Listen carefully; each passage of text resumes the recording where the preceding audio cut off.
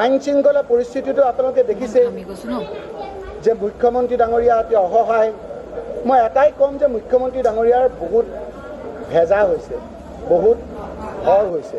তেওঁ বহন প্ৰত্যেকটোৰে আমি দেখিছোঁ যে বহন ক্ষমতা তেওঁ ল'ব পৰা নাই।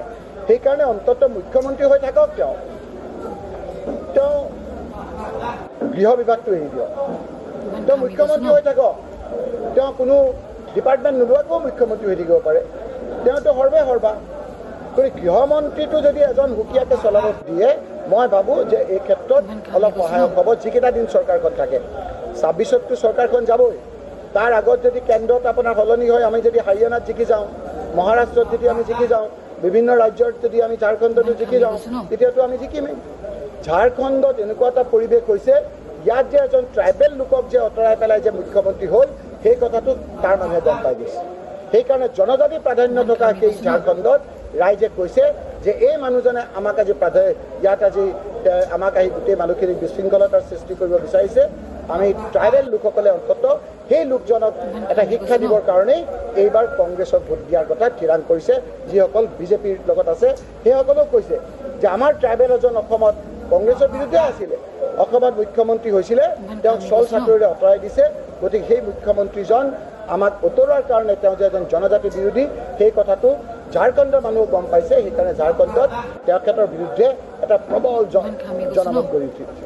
আপোনালোকে দেখিছে গোটেই এইবিলাক ভয় খুৱাব বিচাৰিছে, বিভিন্ন ক্ষেত্ৰত ভয় কৰিছে। মুখ্যমন্ত্ৰীক আপোনাৰ কোনো কথা নাই, বতৰা নাই, আপোনাৰ সোমোৱাই থৈ দিছে। গতিকে এই কথাবিলাক বৰ বেছি দিন নচলে। বালিলৈ যি পাত ফুগৰিবলৈ একে পাত। গতিকে আপোনালোকে চাব যে যিটো আমাক ভয় খুৱাইছে, আমাক ক'ত ভয় খাব? গুলি মাৰি আমাক বলে নোৱাৰিলে, আলফাই গুলি কৰি কংগ্ৰেছ এৰাব নোৱাৰিলে, এতিয়া এই ধৰণৰ কথাৰে আমাক ভয় খুৱাব পাৰিব নেকি?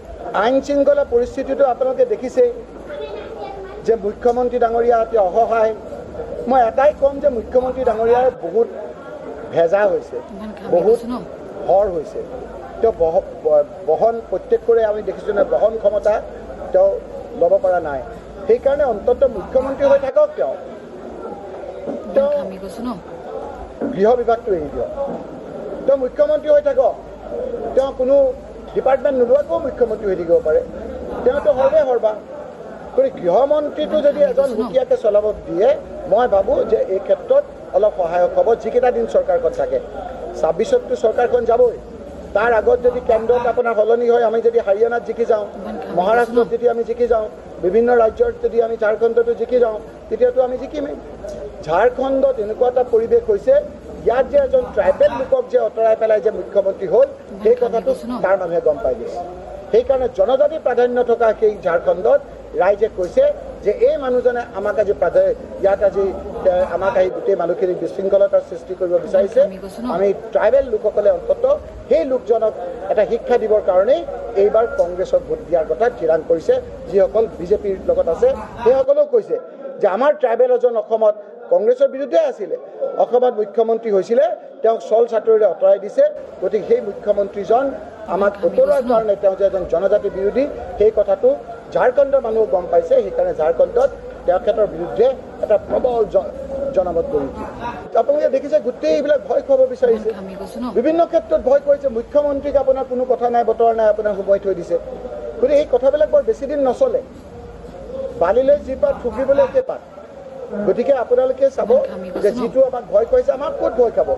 গুলি মাৰি আমাক বলে নোৱাৰিলে, আলফাই গুলি কৰি কংগ্ৰেছ এৰাব নোৱাৰিলে, এতিয়া এই ধৰণৰ কথাৰে আমাক ভয় খুৱাব পাৰিব নেকি?